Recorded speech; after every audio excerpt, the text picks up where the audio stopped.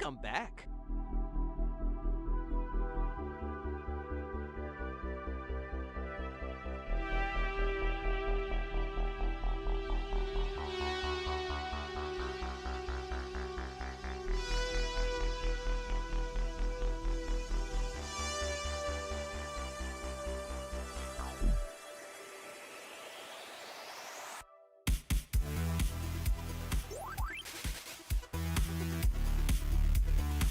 Whoa. Kel got first? You're supposed to be working. Welcome back.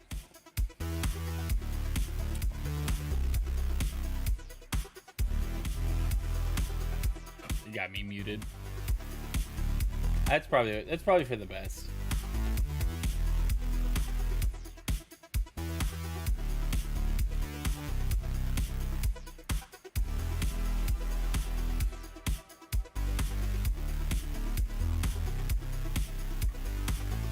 Great stream. Thanks. My wife, ladies and gentlemen, showing the legendary support from work while she's supposed to be teaching math.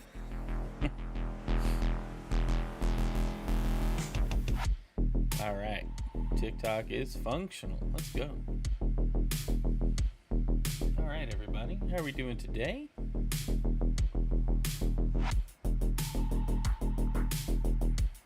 Good to see everyone in chat. Happy Wednesday. I'm like several minutes late this morning. It's because I didn't sleep last night. Well, I did get some sleep, but it just wasn't nearly enough. And so now I'm like just trying to, make it today. So we got a bit of game news to talk about, and then we're gonna end up going through my Twitch recaps. I posted about them on X, and I may repost them other places, but I posted them on X. So we'll go through those. That'll be fun. We'll talk about Metroid Prime 4 and my thoughts on the Metacritic scores and all the reviews coming out. So I think it'll be fun. It's gonna be a good morning. But I hope everybody else is having a great morning. I'm just getting started. So we're gonna throw her into news mode, and we'll just jump in.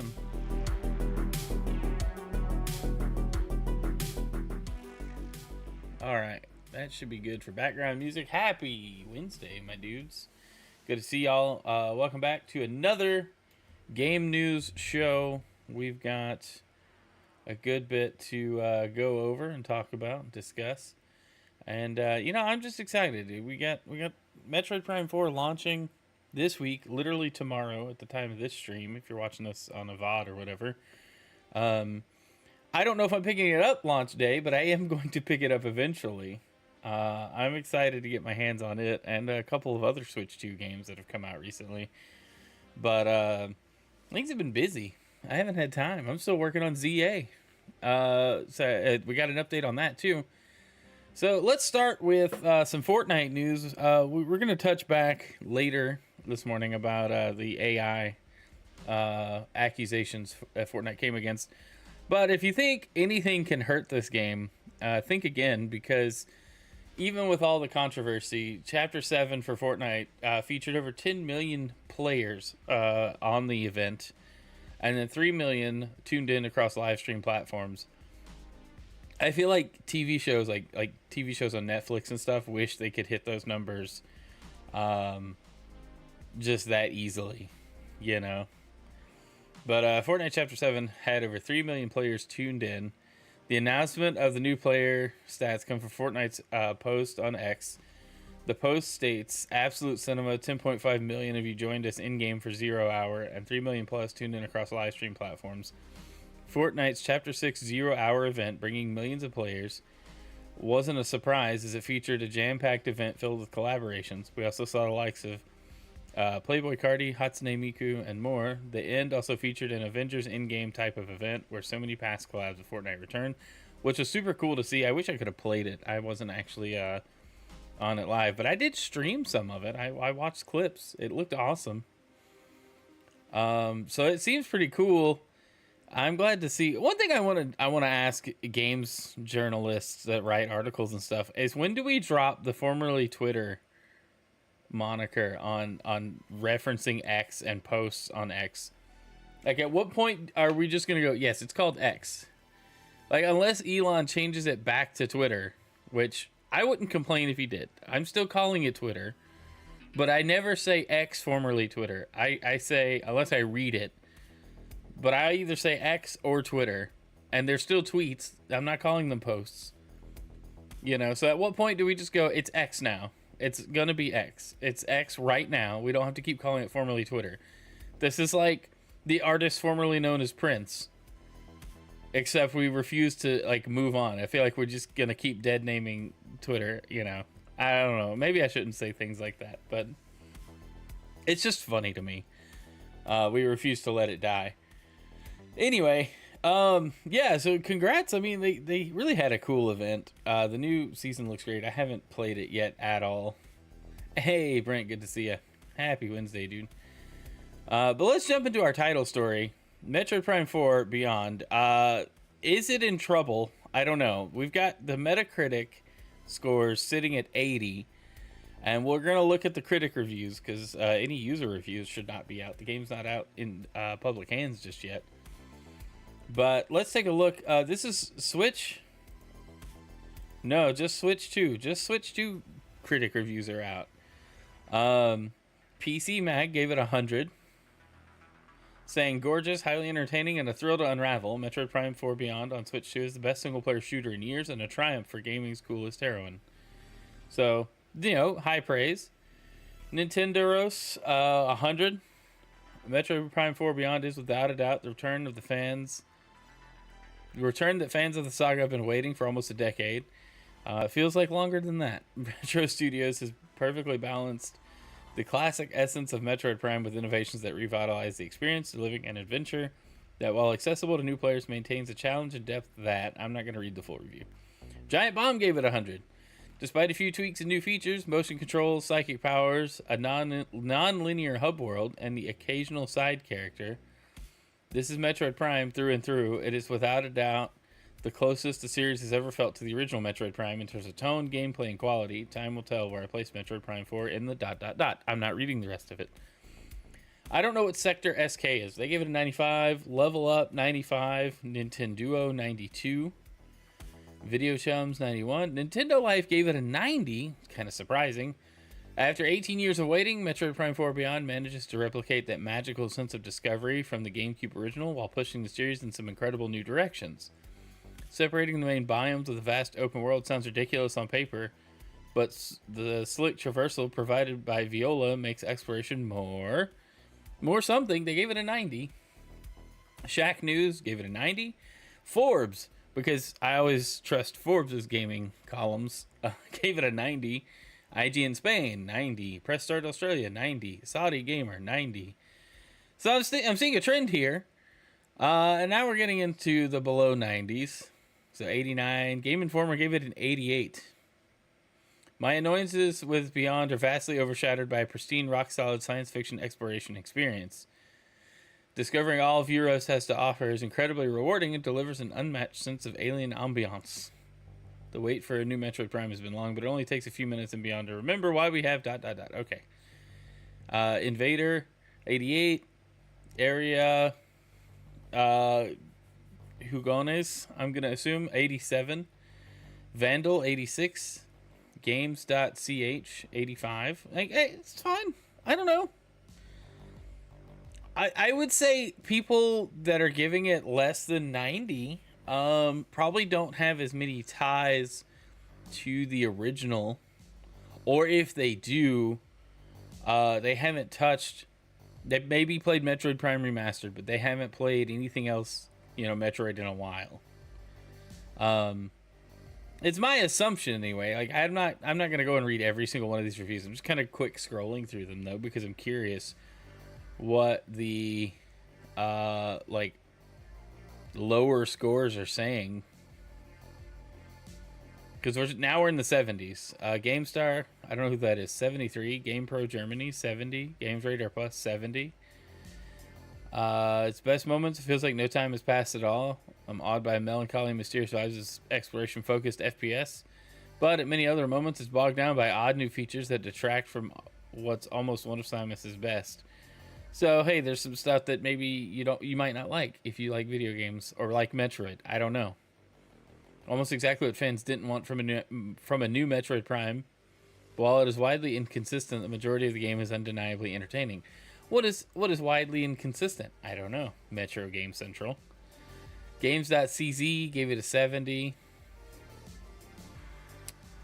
VGC gave it a 60. Feels like a game stuck between two worlds. When it's emulating previous entries, Beyond is a blast with excellent boss battles and some truly gorgeous environments to explore. This is eventually bogged down by out-of-place additions, awkward storytelling, and overly aggressive hand-holding that spoils the discovery. That's been my concern. That's been a concern of mine since earlier this year. Is Nintendo has really embraced hand-holding to a level that almost makes being an old man who plays video games less fun, because I don't need a tutorial for everything. Let me discover how to play or figure it out. Eurogamer gave it a 60. I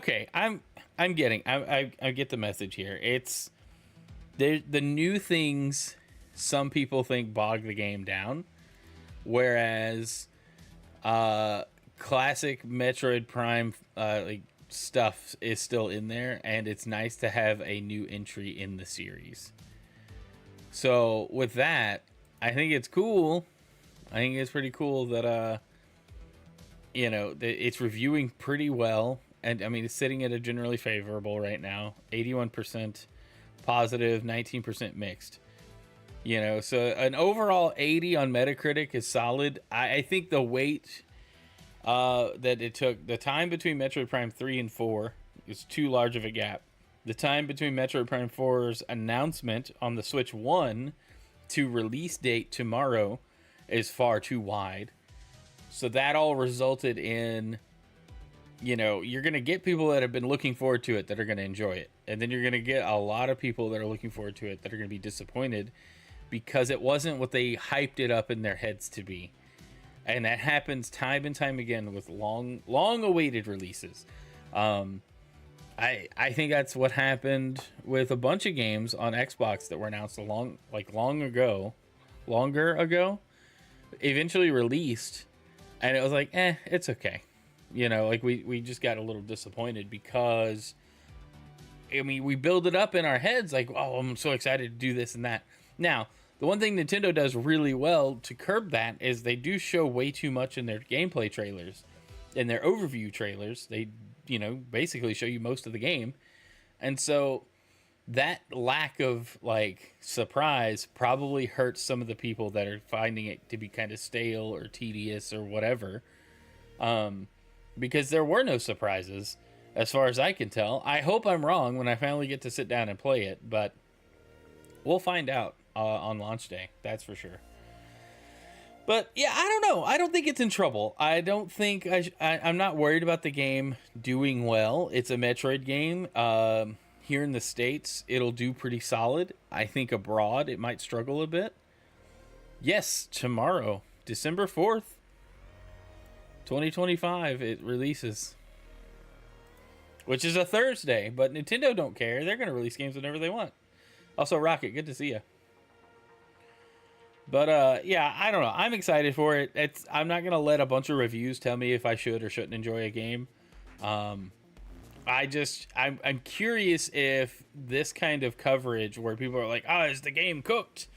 I even kind of clickbaited the title a little bit. I'm not that worried about it. I think if you're a Metroid fan, you're gonna enjoy this game, and I think if you're not, you might try it and enjoy it. But odds are, this is number 4. Now, they said you don't need to play the previous Metroid Prime games to, really understand the story here. Highly disagree, but I'd never played Metroid Prime 3, so that's also... I've started it so many times, I just always get sidetracked. Maybe we'll play 4 and then go back and play 3 just for funsies. I don't know. I really did want to play 2 and 3 before for launch or before I played through 4. I just didn't have time. I didn't make time, let's be honest. But I don't know. I'm looking forward to it, and I'm not gonna let reviews tell me not to enjoy it. And that's what the top reviews like. If you look at these 100s and 90s and stuff, a lot of good praise, high praise to the Metroid series. 3 did wrap up that story, and that's fair. I do need to play it. I have Trilogy on the Wii. I just never played through 3. And I played through 1 and 2 on GameCube like forever ago, which I enjoyed. Metroid Prime 2 was a lot of fun. But anyway, all right, let's move on. What do we got here? Tencent agrees to pause Light of Motoram promotion while Horizon clone lawsuit continues. So we've covered this previously. Tencent's being sued by Sony because their new game looks way too much like Horizon Zero Dawn. And it comes after a failed pitch from Tencent to make a Horizon Zero Dawn spinoff. And then suddenly they show up with their own game. So Tencent and Sony have agreed to a later hearing date for the Horizon clone lawsuit if Light of Motoram pauses its promotion and public testing. I'm just not a fan of his name. Sony's been fighting Tencent in court for allegedly ripping off elements from PlayStation's Horizon series for their upcoming title. Tencent has filed a motion to dismiss this case, whereas Sony has filed for an injunction. Both entities have now agreed on delaying these hearings, however, with some conditions. Light of Motoram can't be promoted or publicly tested. Release date can't be preponed either. I don't know what poned means here. What is preponed? Oh, postponed. Like opposite of postponed. That makes sense. To reschedule something to an earlier date. Man, you don't see that like anywhere. It's wild. According to a new order filled yesterday by the Game Post, there are some new developments in Sony and Tencent's Horizon clone lawsuit. It seems that both entities have engaged in discussions in order to resolve the current dispute. These discussions have led to Sony Interactive Entertainment and Tencent entities agreeing to extend the briefing schedule and to a later requested hearing date. However, these come with some conditions. 4 conditions. Firstly, the extension will not be used to argue that SIE delayed in seeking a preliminary injunction. Secondly, there can be no new promotion or public testing of Light of Motoram during the pendency of the motion for preliminary injunction. Thirdly, the release date cannot be moved up to before Q4 2027. Lastly, Tencent entities will not seek expedited, it just feels misspelled, discovery in connection with the motion for preliminary injunction. Due to the new extension, Tencent's deadline to file its response to Sony's preliminary injunction is now December 17th, 2025, instead of December 3rd. Sony must file its reply in support by January 2nd, 2026. Both entities will also request that Judge Jacqueline Corley hear the injunction and the motion to dismiss simultaneously on January 29th, 2026, rather than on January 15th. Interesting. Okay, that's fine. Cool. Neat. So it got, they're moving forward with the lawsuit, and Tencent can't promote the game. That makes sense. Okay. Interesting that they would agree to that, but I guess, they're trying to get the case dismissed, and Sony's like, nah, you stole our stuff. All right. Monday, we talked about Fortnite's accusations that they're using AI-generated art. Fortnite artist hits back at AI art speculation. This is from Insider Gaming, so we'll talk about this. A Fortnite artist has hit back at suggestions that some art in Chapter 7, Season 1 is AI-generated, proving their work on a piece of artwork. Fortnite kicked off Chapter 7 in style with the 0 Point live event, marking the end of the last chapter, attracting... Okay, we don't need to recap that. We already talked about that. So it's posted by the likes of HypeX. Fortnite artist Sean Dove revealed he was behind the Marty McFly spray in the game that some have accused of being created by AI, showing his work on the image. Dove explained the process of his work, particularly the background featuring clocks, where he grabbed some clocks off image search, collaged them, and half-toned them. Interesting. He admitted that the numbers are bad and that it was entirely possible he grabbed an AI clock when gathering images, but nevertheless, the work was done by him. Although this doesn't quite end the AI debate surrounding Fortnite, as there are plenty of accusations revolving around other images found in the game, it does show evidence that one of the game's most prominent pieces of art, which is available as a spray in the Battle Pass, is not AI generated. Yeah, I guess that's what we need, though. We need people to come out and talk about how they feel. Like, if they worked on it, prove that you worked on it. If it is AI generated, then they won't do that, right? I mean, I guess they could lie, but then what does that get you? That's not going to help anybody. Anyway, I just thought it was a nice follow up. We have somebody going, hey, I did work on this. And while some of the, he said some of the examples and source images he used for his background might have been AI generated, which he should have known. With as few clocks as are visible in this, he should have known at least a little bit, but I guess I understand, where he's coming from. It's interesting. I'm wondering if other artists will speak up because this guy did. That would be kind of cool. Then we could just, know once and for all. All right, let's talk about our next topic. Japanese game studio now asks art applicants to draw a picture during their interview to prove they don't use generative AI. All right, so I haven't read this article yet, and I'll jump into it in a minute. But one thing that strikes me as odd is, as a software developer, a lot of interviews are like, well, how would you code this thing? And you have to prove, that you can think logically, or like a software developer should think. Yeah, it's different philosophies depending on the interview. But a lot of times you have to prove that you can, like, build code, run a project, do something, right? Like, there are coding exercises that they're not necessarily looking at the end product you're building, but they're looking at the process you took to go from start to finish, right? And they might look at the code, they might break down some of it, but they want to see big picture kind of things. And so I find it weird that other jobs don't have similar requirements. Like, if I'm being hired as an artist, should I be able to draw a picture on site? Even a rough sketch of something should be able to represent my art style, right? Like, that doesn't feel like a stretch, does it? Apparently it does. Because now we have a Japanese studio asking art applicants to draw a picture during their interview to prove they don't use generative AI. The unnamed studio source warns that their fight against Gen AI is weakening. It's a losing battle, unfortunately. A chief graphic designer at a Japanese game studio has revealed that job applicants now have to prove their artistic ability in person as the use of generative AI in art grows. New article on Japanese news website Daily Shinko focuses on a tourism association's decision to cancel a 20-year art contest because it was becoming impossible to tell which entries were genuine human-created artwork and which were generated by AI. Article goes on to look at other ways in which generative AI is affecting businesses, and, as spotted by Automaton, cites an unnamed mid-sized Japanese video game developer, which has changed its interview process for applicants seeking art roles. So, wait, this first paragraph here. A 20-year art contest is becoming impossible. The Pokemon TCG art contest had an issue where, like, the top few finalists or whatever got it was like proven they were, or some of the top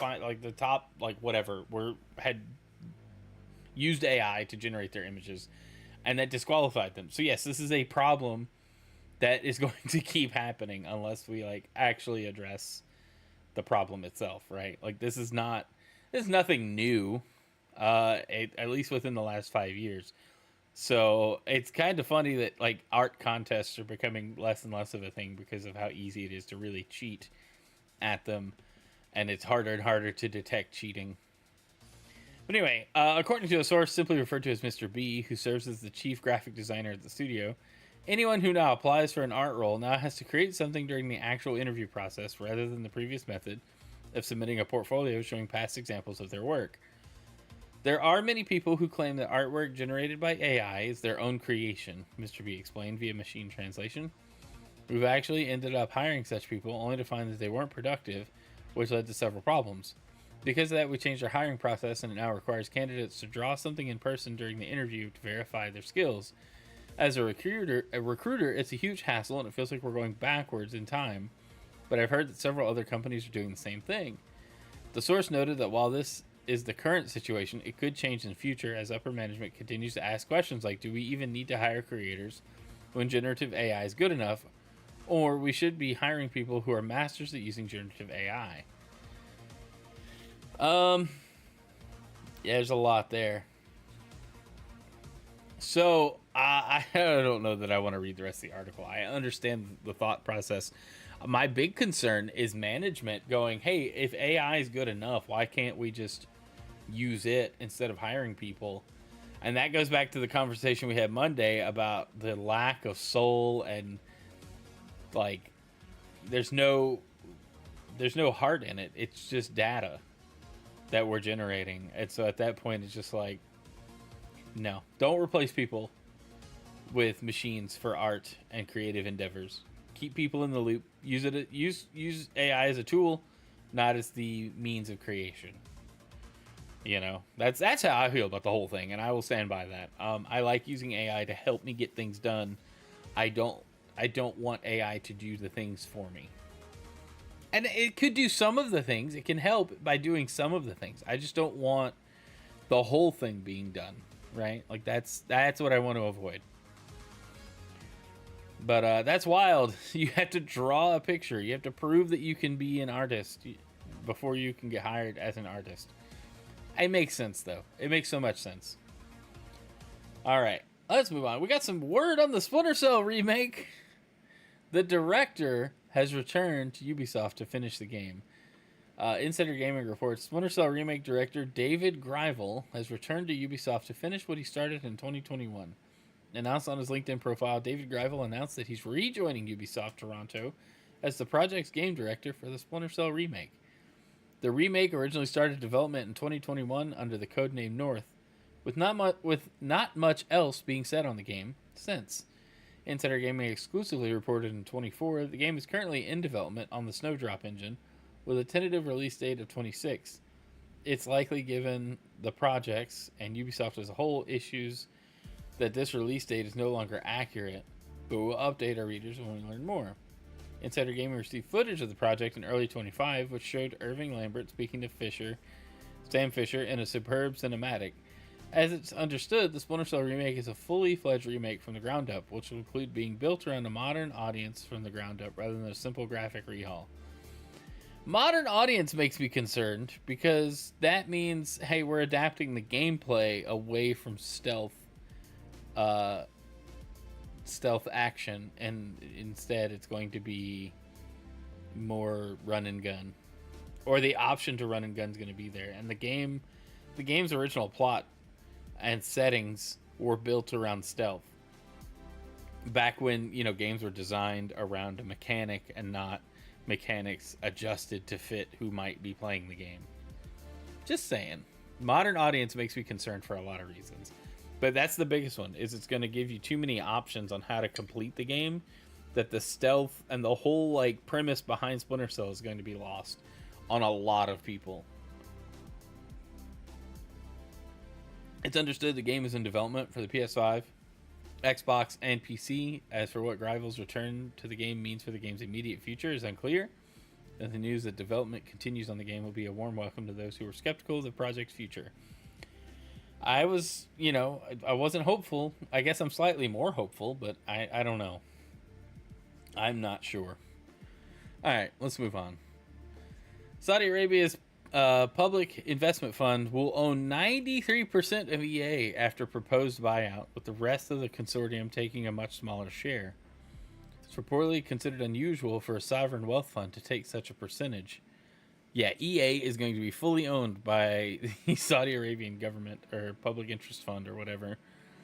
Further details of the proposed acquisition of Electronic Arts have been released, revealing that Saudi Arabia will own the lion's share of the company. So back in September, it was confirmed EA was going to be acquired by a group of private investors. The exact breakdown of how much each investor would own wasn't confirmed. It was simply confirmed that the private company would be acquired by an investor consortium comprised of PIF, Silver Lake, and Affinity Partners in a transaction valued at $55 billion.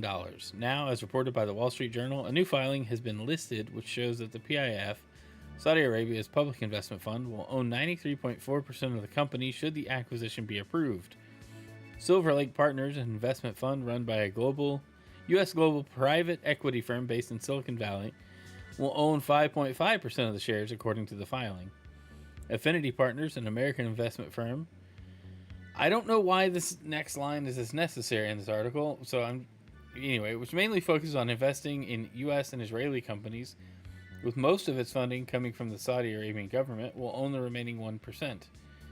As a result of this the funding deal will almost entirely have to be covered by the PIF, with the Wall Street Journal estimating it will have to put up around $29 billion to reflect its final ownership stake. Publication notes that it's unusual for sovereign wealth funds to own such a majority when they're part of a consortium. Usually private equity firms have a larger investment because they're more experienced in making deals and running businesses, while sovereign wealth funds typically ride on the coattails as minority investors. The deal, which is set to be the largest ever leveraged buyout if it's approved by shareholders, is being described as a large financial bet for Saudi Arabia at a time when its finances are starting to become strained. Wall Street Journal explains the PIF may be a $1 trillion fund, but it's been stretched by a number of commitments, including a number of extremely expensive mega projects, such as a new future city called Neom, and numerous new stadiums for the 2034 FIFA World Cup. So interesting. Yeah, I don't know. I don't know why. I guess I'm not as surprised to learn that the Saudi Arabian government will own most of EA should this deal go through. It kind of felt like that was by design and understood going forward for everyone. So I don't know. I don't know what to make of it.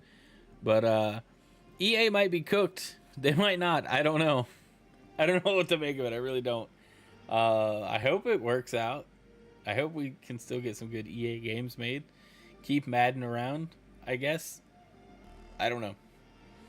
Alright, let's talk about our next thing. Mario Kart World's latest update is out. Version 1.4.0. Lets players customize items and identify music tracks, which is great. 1.40 update changes the layout of multiple tracks and adds quality of life changes, such as new music volume sliders. The game settings menu. Music tracks will also now tell the player which game they are originally from, as well as the title of the track itself. Players taking part in non-ranked competitive modes like Versus Race, Balloon Battle, Coin Runners, and Room in online wireless play can now also customize which items will and won't appear in races. That's really awesome. Some balancing changes have also been made. For example, players can no longer use the second boo when one is already being used. Also awesome. Let's see. Mario Kart World patch notes. Yeah, custom items to the item rules. Made it so music track naming source title title of the track playing will be displayed on the pause menu. Music volume setup. Let's see. 4 players can participate in race, knockout tour, and battle. That's great. Let's see. Made it so you can join in with friends who are playing knockout tour from friends and 2-player online play as well. Added restart and next race in the pause menu for versus race in single player. That's great. Made it so you can select photo mode from the pause menu in race against Ghost in time trials. Change course layout of below courses for versus race and race in online player wireless play. Oh, so they changed the transitional tracks a little bit, and that's cool. Change it so that in all races heading toward Koopa Troopa Beach, including the above courses, you will cross the finish line after 2 laps once you arrive at Koopa Troopa Beach. That's awesome.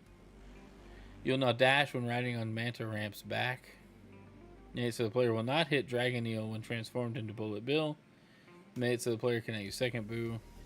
When a dash food is taken by someone, shorten the time until that dash food reappears. When a coin placed on water is taken by someone, shorten the time until that coin reappears. And then, oh man, this bug fix list is huge. That's cool. I'm not going to read all of that, mostly because I don't want to read all of that. I like that the game's been updated. I need to play it again. These are cool updates. Fixing some of the bigger problems and bugs and stuff is always welcome. I would like to see Nintendo actually attempt to treat this game like a live service game and do like periodic updates to add content. But I appreciate that they keep updating bug fixes and layouts and things just to make them feel a little better for players. The game does feel like it's a little early release at times, especially driving around in the overworld. But the races themselves, the gameplay itself is fun. It's just such a jarring difference from Mario Kart 8 Deluxe. I think that the length of time we had Mario Kart 8 Deluxe officially supported hurt Mario Kart World's initial reception, because Mario Kart 8 became the standard. That's what we all got used to. That was the game. And then we get a new one, and it's wildly different in a lot of ways. And controls shouldn't have been one of them. Just the feel of like how carts handle and stuff should have been closer to Mario Kart 8. I'm not saying it's a bad thing that it was so different. I'm saying that the difference made it feel bad. You know, and so it's just, I think a lot of the adjustment was hard for people to get a hold of.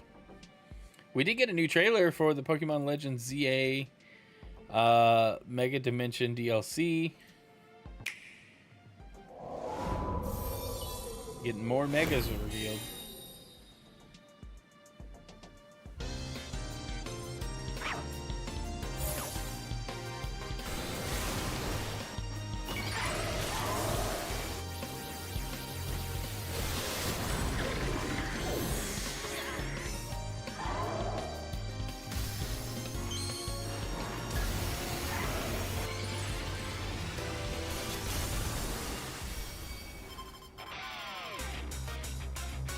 All right. Mega Lucario Z. All right, but then we need a Mega Lucario GT.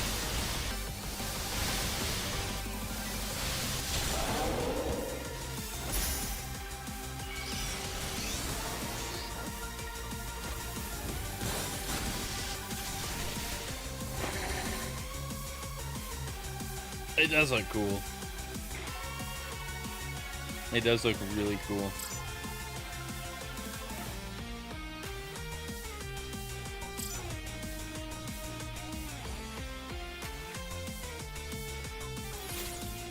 Information. Mewtwo Knight X Stone and Mewtwo Knight Y Stone gift. After claiming your Mega Stones, complete side mission and get the legendary Pokemon Mewtwo for your team. Interesting. They've added more side missions? I still haven't beat the game! And then this is going on too. I need to do these. I got the Greninjite, but I'd like to do these three for sure.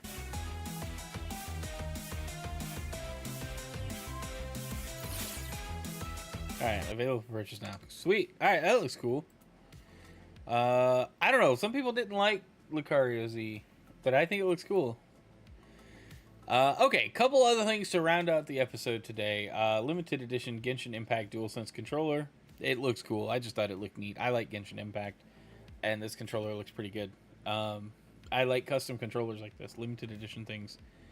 That was really sweet. But yeah, that was cool. All right, and then lastly, we're gonna look through the Twitch recap for me for 2025. Just kind of thanks to everybody who hangs out on Twitch. But I thought this was cool. The 2025 recap as a viewer. I don't watch a lot of Twitch streams, and I wish I could watch more of my friends who stream. But a lot of times I'm just leaving stuff up for people to, lurk, and I'm trying to support my friends as much as possible. So looking at that, top categories: Fortnite, Just Chatting, Mario Kart World, Minecraft, Marvel Rivals. Cool. My favorite streamers, look, my most watched, Christian Ninja, number one. He is number one. I like that my top emotes used. Two of them are my own. One of them is poop. And another one is him just spazzing out. I don't know if he's supposed to be dancing, but it looks like he's being electrocuted. Like in Home Alone 2. Oh, man. Love Christian Ninja. You guys should go check him out. He's a great dude. Great channel. He does some really good Christian content. And really has helped me become a better creator. By and large, through his taco community and a bunch of other things that he does just on stream and off stream. Then the rest, rounding out the top, Chow Fan H, who we used to be able to raid a lot, and then I changed how I streamed, so I hadn't raided out to her channel in a while. The legendary Smart Alec Plays, who, again, used to raid out a lot when I streamed more at night. And then, you know, the amazing Fedorable Will, who he's less legendary than Smart Alec Plays, is just a totally different kind of legendary. Again, we never stream adjacent, so it's really hard to raid somebody and send support to somebody from my own streams. And then I try to pull up his lunch hour streams. I'm never home when he does his evening streams, though. And then Sword and Crossbow, who we met this year. Great guy, does some great content. Love his channel. He does a bunch of cool looking indie games every time I watch. So that's cool for the most watched channels. Definitely a bit different than last year's. I sent a bunch of chats. My top emotes, other than Christian Ninjas, all of them for me. So I do spam my own emotes in other people's chats. I think that's okay. That's how I roll. I picked a bunch of EVs as my emotes. I've gifted 5 subs and contributed to 6 hype trains. I should probably do better. Again, I'm not much of a Twitch viewer. I'm more of a Twitch streamer, which we're going to look at next. So now we'll look at the streamer side of it. And this is fun. This is just all about you guys and how much you guys have helped the channel grow over the year. The 1 year. So 547 hours streamed for 324 streams. I don't know if that's up or down from last year. 260 distinct days streamed. And total hours watched 1,827, which is humbling. That's a lot. Why are you guys hanging out and watching my... No, I'm just kidding. I appreciate it. It's really awesome. Top categories I've streamed. Fortnite, Pokemon Unite, talk shows and podcasts, which is this category here. Chrono Trigger, which I only did one playthrough. Kingdom Hearts 1.5 and 2.5. Because we were doing a playthrough through the series, and then I got sidetracked by Switch 2 stuff. We were on Chain of Memories, so one day I'll go back and finish it. That's cool. You know, I did spend a lot of time playing Fortnite and Pokemon Unite, and I think those two games will continue to be a focus for the channel, because they're two games that I really like playing. And they're free, so, you know, updates and stuff come out, but I can still play them. I don't have to buy anything new. My top stream reached 63 viewers. That's cool, given that I'm under 1K on Twitch, and I've been rated quite a few times by people that have been super helpful. Top tags, Christian, English, and clean language. Those are just the ones I leave on there. I never change those. 26,557 chats received. Epic. Top channel emotes. So these are the top emotes you guys use. The old GG, which probably should be updated at some point. This one, which is newer, but people like. We made that while doing an anniversary stream. We did it. We literally made it on stream. It was awesome. Hype, which is just a default emote. The Eevee heart emote, which I love it. It's so adorable. And then all the Eevees doing the little thing. That's a great one. I love it. For animated emotes, one of my favorites. Biggest fans. If you see your name here, you're awesome. If you don't, well, that's okay too. Killistic, you know, my wife is my #1 supporter. Zeke, Quimbley, Denalid, Ginger Prime, Fedorable, Countess, Dan, who is always welcome to chime in whenever he wants, and Base Guru, who is the longest, most subscribed person on this channel. So I really think he should be higher on this list. I don't know how it's ranked. I also need to set my wife and get Base Guru to set profile pictures for themselves. I may make them profile pictures to use and be like, here, just put these on your Twitch profile for me. All right, crossovers. Number of stream togethers. We did 6. We did do some collabs this year. We did 4 with Will, 2 with Smart Alec, and 1 with Lulu May 18, who we only met this year. We received 83 raids. A lot of them came from D-Pain. Some came from Sword and Crossbow, and some came from Denalid, which is super awesome. We've sent out 242 raids. We raided Sword and Crossbow 28 times, Chow Fan H 28 times, and Good Clean Gamer 18 times. Those are for morning streams. 100% all just for morning streams.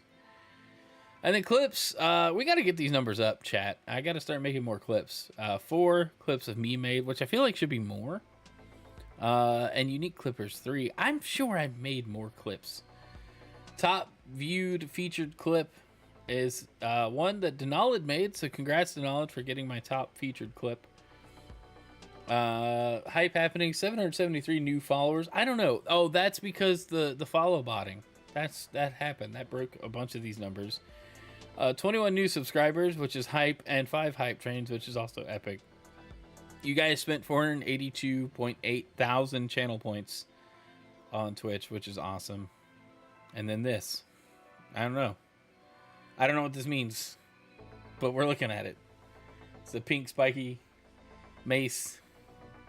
It looks like something straight from like Super Mario World or Sonic 3 and Knuckles. I don't know. But that's the recap, guys. I don't know. I appreciate it. Support's been awesome. I've already got some goals next year. We're gonna do more collabs. We're gonna hit that 1K follow count, and we're gonna get more clips. I want more clips. Mostly just because this number looks sad compared to all the other numbers. So that's cool. Anyway, all right. Well, that's where I'm gonna leave the game news today. I appreciate it. You guys are awesome. Thanks for all the support. Let's find someone to raid. Let's send out some more raids this year. Appreciate the follow from Adeb and me. I don't know. I'm probably saying your name wrong. Might be. Let's see. All right, we'll find somebody to read out to. Who are we following that we can send it to?